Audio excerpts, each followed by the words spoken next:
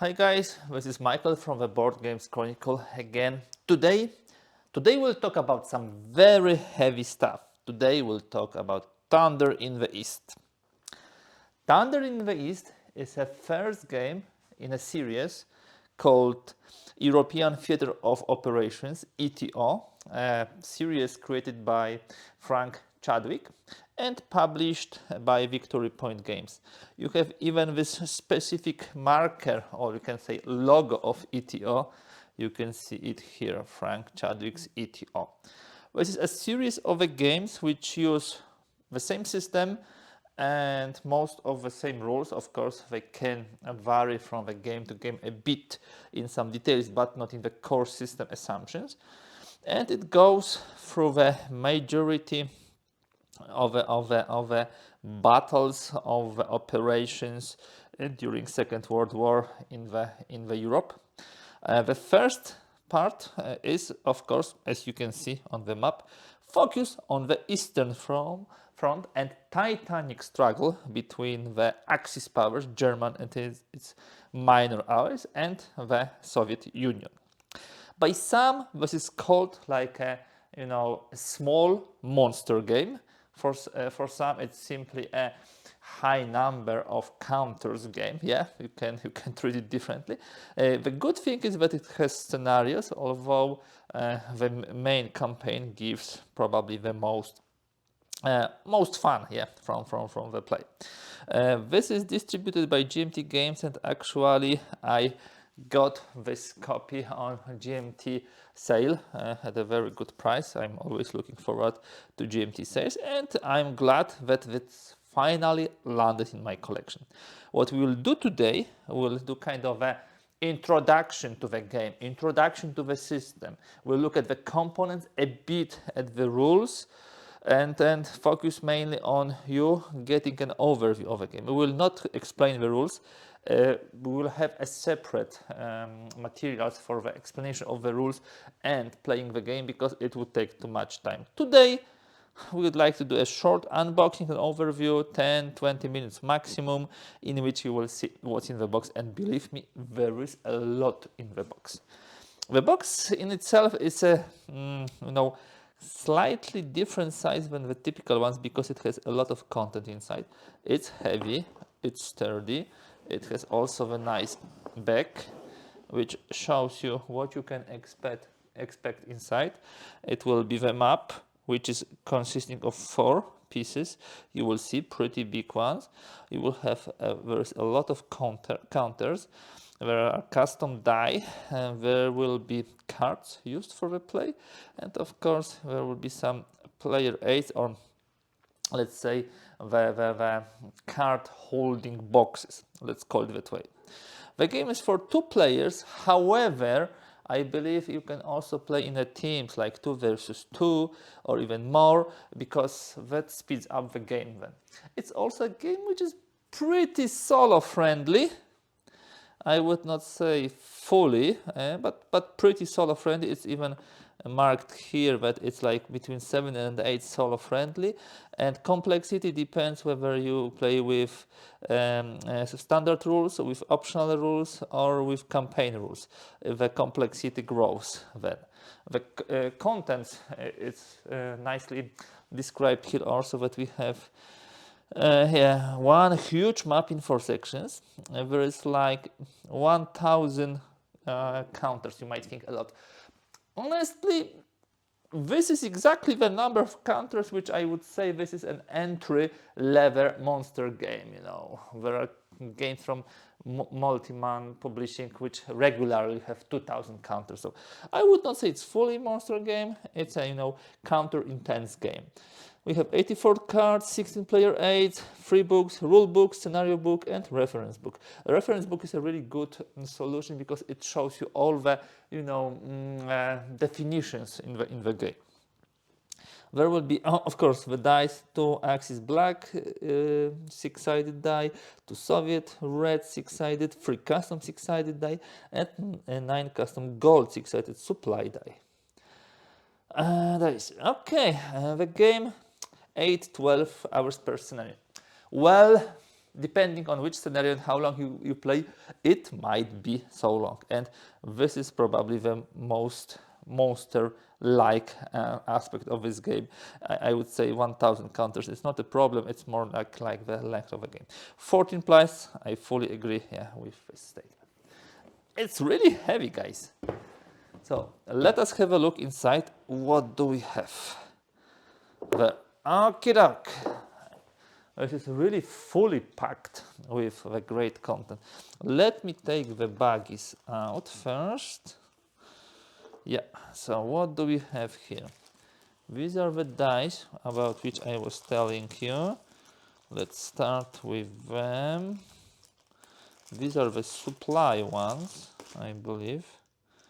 Yep, these are the supply. Need to read how do they function, but evidently they will be showing us some range of supply. And then you have the regular die, which are the red and black. And we have also some connected with the air powers, most probably. We'll check it, yeah. But they are nice, they are rounded. I like them. They feel really nice in hand. Okay, one more supply. Then we have the rule book. Okie doke. So here's the rule book. It's a nice format. It's a thick book, you can say. Yeah. It has 88 pages. So a lot for a rule book. 200 points. Wow, nice. Let's look at the contents. So not everything is needed on the onset of the game. Let's be clear about it. We have standard rules, which are like 60 pages, or even less. I would say prepare next game turn, event cards. So yeah, around 60. Miscellaneous are maybe not so important. Then you have optional rules, and then you have campaign rules. So as you remember, at the back of the box, it was showing like, depending which rules you use, it might be, medium complexity game with a standard, more complex game with optional rules where you have theaters, air transportation, and maritime manners, and then you have campaign where you can connect the scenarios, and that's the longest game, evidently. The way the rule book is created is something which you probably are not get used to. You will have a main rules here and a lot of comments on the margins. Something similar to what John Butterfield does in his rule books, like in a Space Corp or in the Downfall. You have always a lot of those here. I believe something similar I show in the Conquest and Consequence and Triumph and Tragedy, also that type. And there are also nice pictures, a step somewhere in the Russia.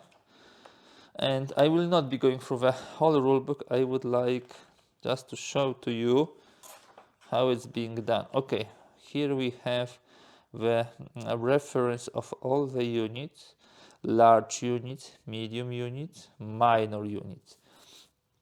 And depending on the size of the unit, of course, it's completely different scale, number of soldiers and equipment. I believe this will be like armies, 4X's. And here is, for example, division, motorized infantry. Headquarters markers are those circle ones. It looks gorgeous. Ground combat odds, we will be using those. Those markers will be there. Leader locations, okay. Of course, these are the unit type symbols, the NATO symbols, armored cavalry, armored infantry, and here you have light ones. And then we continue with the instruction. Now, important things. I told you about the scenarios. You can see it helps with the setup of the scenarios. Typhoon, Case Blue, Uranus, Citadel, Bagration. And Barbarossa, of course. So you have 1, 2, 3, 4, 5, 6 scenarios at least, which you can play. More information about how to win, and this I like.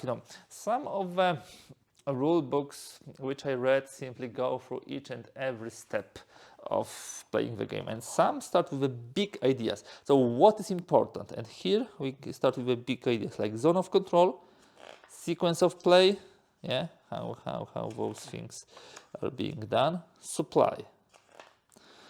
I really like it. And then you get more and more rules. Of course, this color coding is important, yeah, for the rules. It's not so dense as you might think. You know, the font is not the largest one, I agree, but you know, these are not full pages of text. A lot of pictures, but also some references here. Let me see one more thing. Okay, we'll not have here the scenario. So yeah, this is it. The rule book, very nicely done. And this is already yellow, so these are optional rules. And then you have the campaign rules. You can see with the color coding here. Okay, so this is the rule book, a thick book, 88 pages with the base rules, with the optional rules, and with the campaign rules. And depending which version you play, the, of course, difficulty grows. Let me put it here. What else do we have? Scenario book. It's a separate book, that's what I thought, where you will have all the scenarios, Germany or Axis versus Soviets. And yeah, we'll have Operation Barbarossa, Typhoon, Case Blue, Uranus, Citadel, and Bagration. In order to quickly set up on the map, we'll have lines. And then you have the main campaign scenario, length 13 game turns, and September 4th, 1941. Special rules, victory conditions. The deployment, Soviets, you can see already the background immediately, you know, brownish, reddish, this is Soviets, and then the grayish, it will be Axis and deployment. Then you have the next scenario.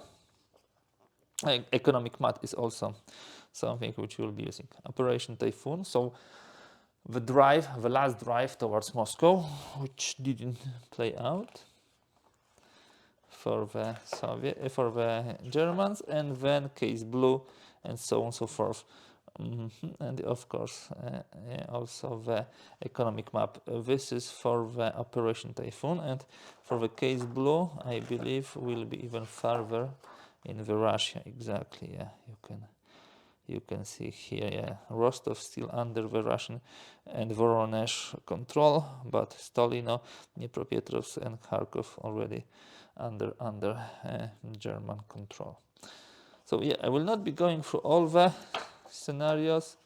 The last one is Operation Bagration. So already Soviets are here, as you can see, and they will push forward. Very cool to have scenarios separate from the rule book, easier to navigate. And then you have this reference book I was mentioning to you. So reference of all the things in the game, what is what rules to use, all the symbols. It's a large game, guys. It's indeed a large game. Stacking and so on. So these were the books, reference book, scenario book, a rule book. Then we have some additional stuff. Okay, catalog, maybe let's put it aside. This will be transport and cargo sheet. This will be Axis available theater reserves. Okay. These are the Soviet available theater reserves. Then we have transport and cargo sheet again. We have casualty mat. Place your opponent's eliminated units here on the casualty map. During the opponent's moral step at the end of your regular movement phase, settle accounts for their enemy morale points losses. Okay, nice. Good way to keep the, you know, killed enemies in one space. Terrain effect charts, all the terrains here. Movement cost, air effect, combat effect, and some notes. This is something which you would expect from such game. It's, guys, it's a strategic level game, of course, because it's a whole Operation Barbarossa, but with a pretty tactical considerations because it's hex and counter still, yeah. And here you will have build cost chart, yeah, because you will be also using your economy to build the units. Similar for the second player. Then, what do we have? We have turn records track. Of course, depending on scenario, you will be only using part of this track. Winter, spring, summer, autumn. And you have also the years. And also the East Europe, Middle East, Black Sea. It's most probably something. I would need to check what's this. Clear, mood, snow, extreme cold, overcast. Okay. Told you, a large game. Then, okay, this looks like this economical map which we were showing earlier. Yeah, and this is the setup of economical map, I believe, at the onset of Operation Barbarossa. You can see Poland under the German occupation, but here we have Russia, we have also Romania, and here Italy and Hungary. Yep, it seems so. Then we have dogfight results table and ground combat results table with explanation.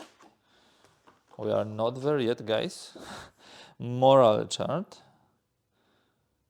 effects, yeah, and then weekly game turns.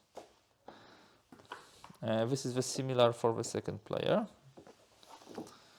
And this will be also similar for second player, ground combat chart and dogfight results. So there are two of them. Now, East Europe air unit display available, flown, destroyed. And that way, guys, we just moved through all the player aids. So we covered rulebook, reference book, scenario book, player aid, and we will finally now jump to the counters. But before this, we still have something here. Thunder in these tag boxes, so we can create tag boxes for the cards. That's cool, guys. Wow, that's really cool. Plan for winter now. All fuel is scarce. Oh, like it. Very, very neat. Yeah, very, very neat.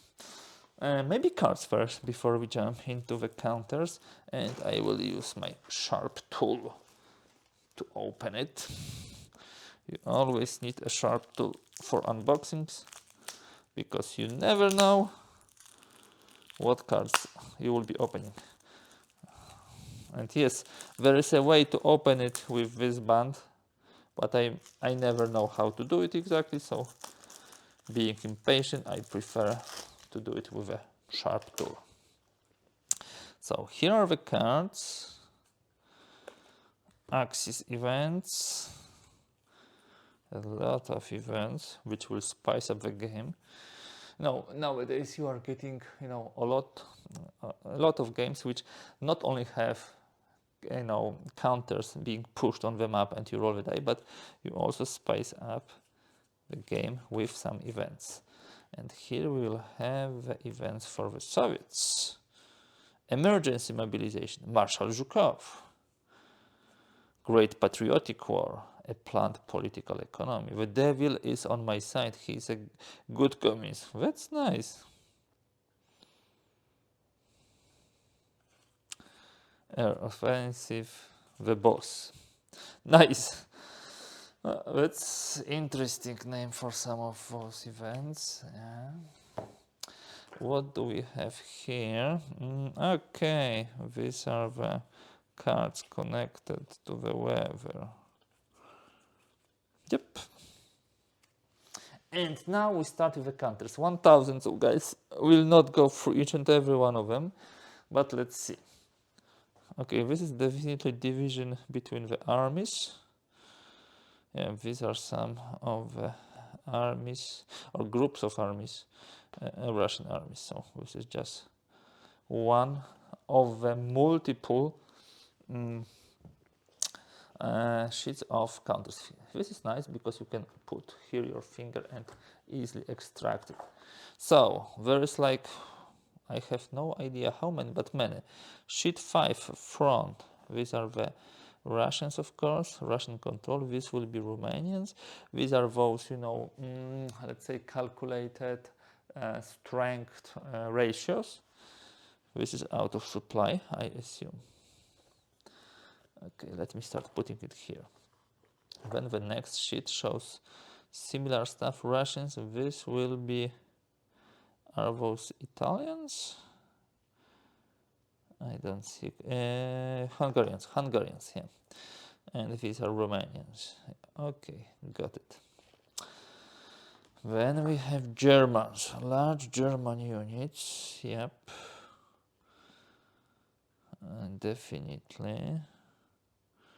USSR units, we'll need to check those. Oh, this is nice. Soviet detachment, good. And of course, those counters which show you the battle, ratio. Then we have Stalin here, second Panzer. You have more USSR units. You have German planes, smaller units on the Russian side. Okay, air reserve, German units. These are the Russians with some auxiliary content. We are okay, and here we have improvement for some kind of fortifications. Russian units, Russian planes, a lot of them. Let's see. Okay, and this is only half of counters. Now we have the other half. Oh, very nicely get out, so that's good. Controls, the units, yep. Here you have a lot of Romanians with their planes, with their divisions. Here are again the Russians, here are the Germans. Wow, would be very nice to bring this game to the table. The counters look very nice and they are pre-rounded, you see. A big Romanian armies, I believe. Even more Germans, flags, anti-air.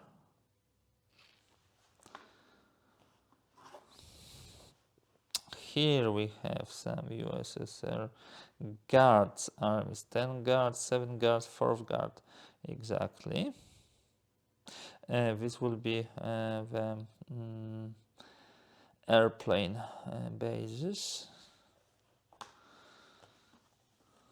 This is nice, the dial. I will need to check what is it. And last but not least, a lot of fortifications, Russian units, some parachutists and air detachments. So guys, a lot of those counter sheets, I believe around 13, 14, something like this. And then we have something more. This is standard in the East axis display with all the markers you will be using, with resource track and who is getting where, corpse remnants, partisans, change, axis force pool. So as an axis player you will be using this, and on the other side you have something similar for the Soviet player. So the resource track, this information about trading pieces, now Soviet force pool and so on. So this can occupy some space. Now guys, we'll be looking at the maps, but in order to look at the maps I will need to make some space for this. It's not so easy to show. I will not be able to show everything, definitely. All 4 maps set up, but let me start from this map. Or maybe it's not 4 maps, it's maybe only 2 maps. I believe it will be like 2 maps, sorry. I scared you? No, I scared you rightfully. It's like 4 maps. You see. However, they are not of equal size. This map is double-sized in comparison to this. So I remembered correctly, it's a 4-map game, but not each and every map is same and similar. So let's look at this first map, which is western part. So you have Danzig, Gdańsk here, you have Warsaw here, you have Pripyat marshes, Minsk, and there all the way to Leningrad and Moscow. Very nice, a very, I would say, elegant map. You can clearly see also the markings for the offensives here. Yeah, depending which offensive it was, whether it was Typhoon, whether it was, Bagration. Here we'll have Operation Barbarossa, the yellow one, most probably. Let me have a look at the southern map. So this is the southern map with a famous Stalingrad city, Astrakhan, Rostov, here Grozny and Maikop. Yep. We have another map here. This map is Gorky, Kazan, Kuybyshev. So this is more to the east, and Saratov. So I believe it goes here. It seems so. Yep. And then we'll have one more western map, but more the southern, where you will see the Carpathian Mountains. You have Belgrade, Budapest, you have Bucharest here, Odessa, here is the Crimea, and of course move through the Kerch Strait. Dnipropetrovsk, Kharkov, Kiev. So this is a big game. Yeah, of course I'm not able to fit this map into the camera, and you have 2 such maps plus 2 more which are like half of this. So in essence you would have, as far as the area is concerned, 3 such maps. A lot. So now you are starting to get why I said this is a mini monster game. Because the monster games can be much larger, but still it occupies a lot of space. It has pretty decent number of counters, like 1000, a lot of rules, 90 pages in the maximum version, in the campaign version. So yeah, this is, guys, Thunder in the East. This is the first game in Frank Chadwick's European Theatre of Operations game. This unboxing and overview took a little longer than I expected. I hope to close it within 15 minutes, but it took 30. Sorry for this, but as you have seen, there are tons of content inside. This is such a huge, counter-intense, content-intense game. I can't wait to bring this to the table. I will see how I will manage with the space. It might be a bit of a problem, but maybe we'll do a smaller scenarios or even divide the scenarios in some pieces. That's all for today from me. If you like this video, do not hesitate, give thumbs up. If you'd like to see more content like this, kindly please subscribe. Also, share with me in the comments what you think about this game. Maybe you played it already, maybe you had a chance, to see previous editions. So definitely share with me how you find this game. That's all for today. Thanks for being with me, and thanks for watching.